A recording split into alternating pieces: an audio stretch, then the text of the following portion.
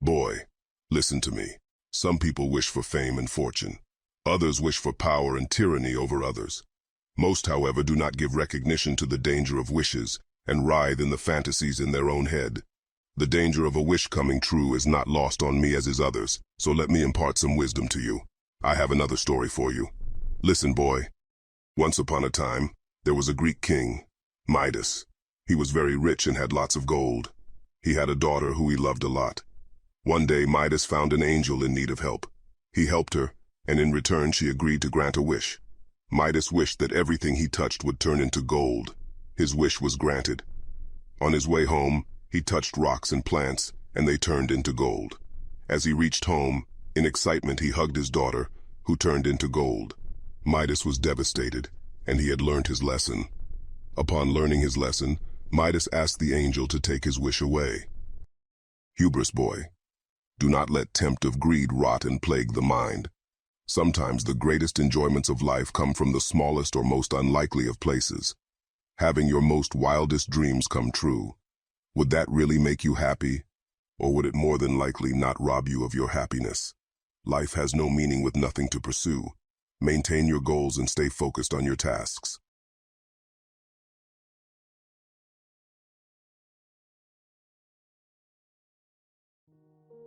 Do Not Go Gentle Into That Good Night by Dylan Thomas.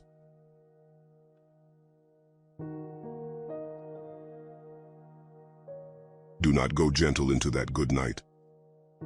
Old age should burn and rave at close of day. Rage, rage against the dying of the light.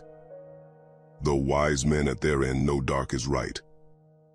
Because their words had forked no lightning, they do not go gentle into that good night. Good men, the last wave by, crying how bright. Their frail deeds might have danced in a green bay. Rage, rage against the dying of the light. Wild men who caught and sang the sun in flight, and learn, too late. They grieved it on its way. Do not go gentle into that good night. Grave men, near death, who see with blinding sight. Blind eyes could blaze like meteors and be gay. Rage, rage against the dying of the light. And you, my father, there on the sad height, curse, bless me now with your fierce tears. I pray, do not go gentle into that good night. Rage, rage against the dying of the light.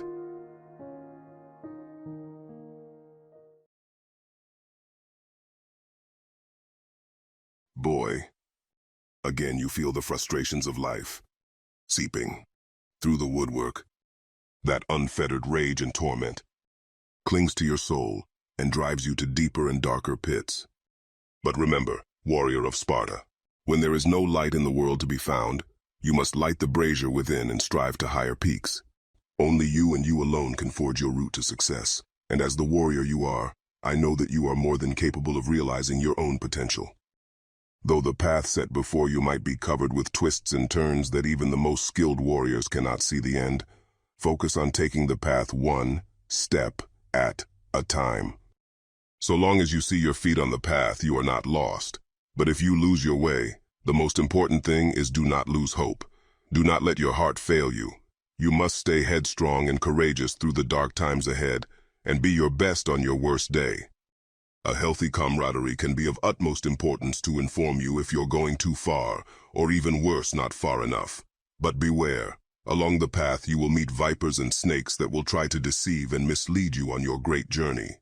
Do not be afraid to cast aside the shackles that hold you down. Being afraid of letting go is another phrase of being afraid to grow, my warrior.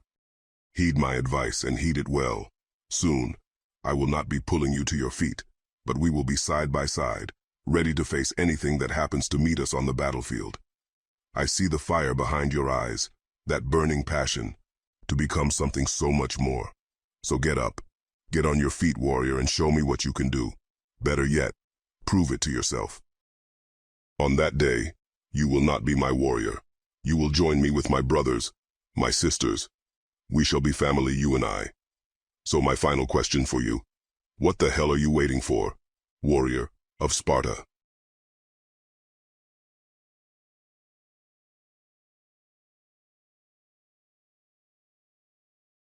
The boy who cried wolf.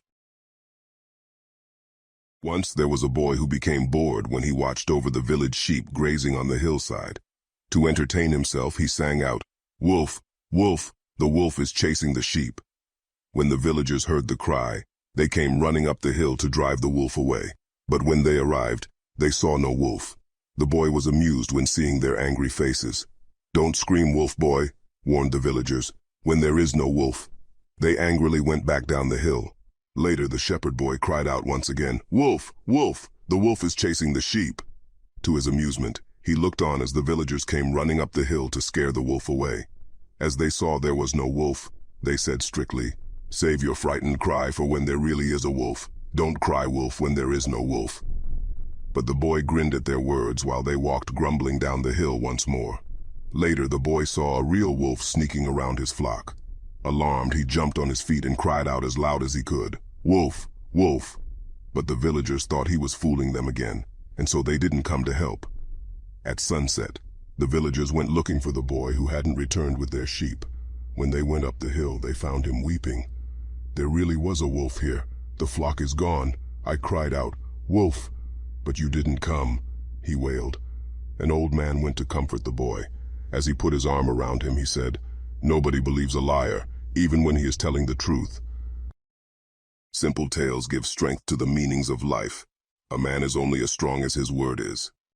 If your word is strong, then so will be the blade of focus to cut your way through the lies this world might seek to pull over your eyes. Stay vigilant and focused, warriors. Seek revenge or give forgiveness. Once upon a time, there was a wise old man who lived in a small village. He was known throughout the land for his wisdom and his ability to solve any problem that came his way. One day, a young man came to the wise old man and said, "I have a problem. I have been wronged by someone and I want revenge. What should I do?" The wise old man replied, "Before you seek revenge, you should ask yourself if it is worth it. Revenge may make you feel better in the short term, but it will not bring you true happiness." The young man thought about this for a moment and then asked, "But what if I don't seek revenge? Won't people think that I am weak?"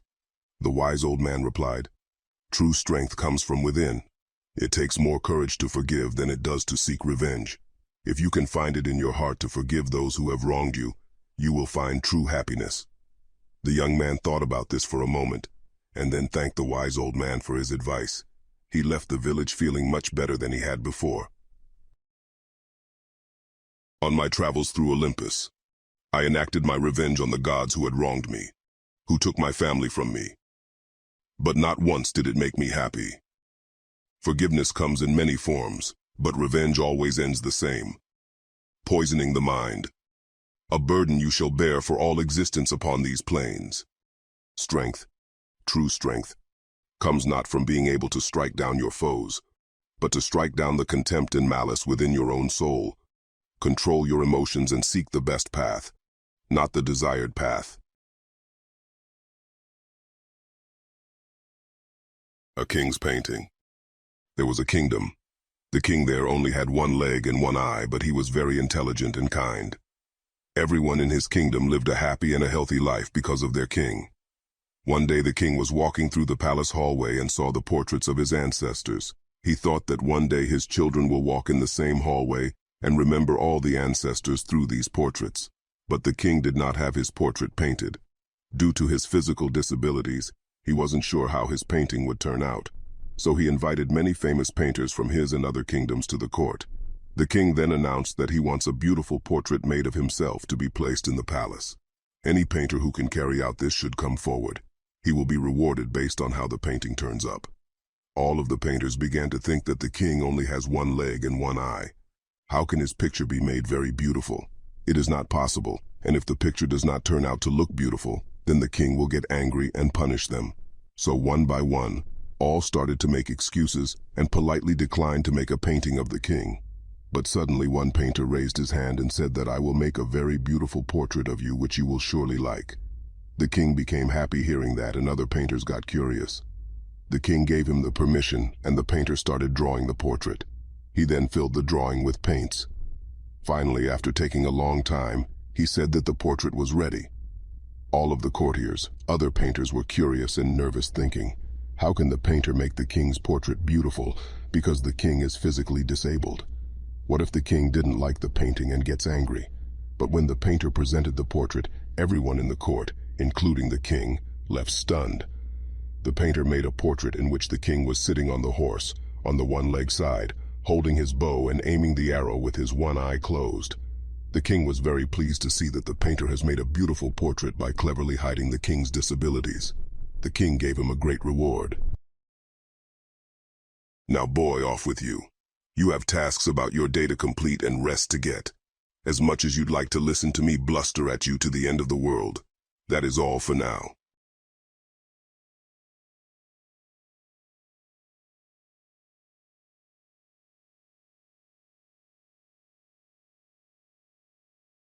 You there. I see you have found your way back and once again seek to diminish the hours of the day. Sit with me, I have a story for you. Once upon a time there was a king who said this to the members of his kingdom. I have bought one of the most beautiful diamonds in the world, and I want to hide a message in the ring which I intend to pass on to my successors after my rule. The message should serve me and others in the times of desperation and struggle. It must be a short sentence that can be stashed under the ring's diamond. All those who listened were very clever and quick thinkers.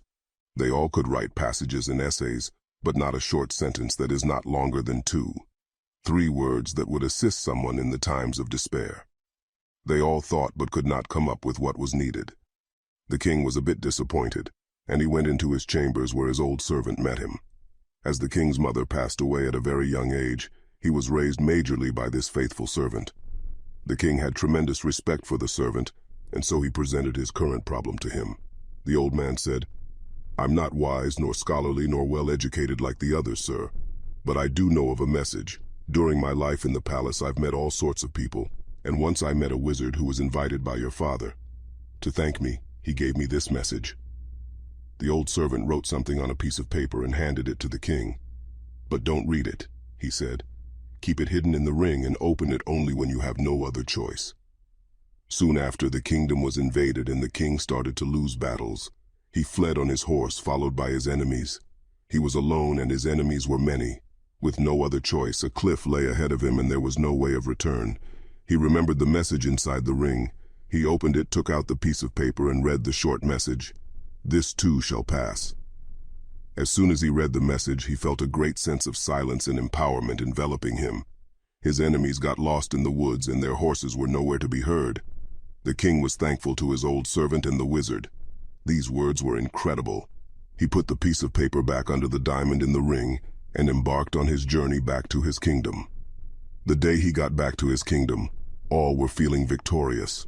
He was greeted with a big feast, and his happiness was spellbound. The old servant stood next to him and said, This moment too is right for another look at the hidden message, Raja. The king was amused and he replied, Now that I'm victorious, people are celebrating. I'm not desperate or in a no-option situation. Why would I even look at the message? The servant said, Listen to me, sir. This message is relevant both in times of despair and in good times as well. The king opened the message again. This too shall pass. The king again felt the great internal silence that he had felt before. Though he was celebrating, his pride and ego disappeared and diminished. The king understood the true meaning of the message and he was enlightened. Now do you understand the moral of the story? Ponder, for a while, before you set back off again on your journey. But for now, I bid thee farewell, warrior.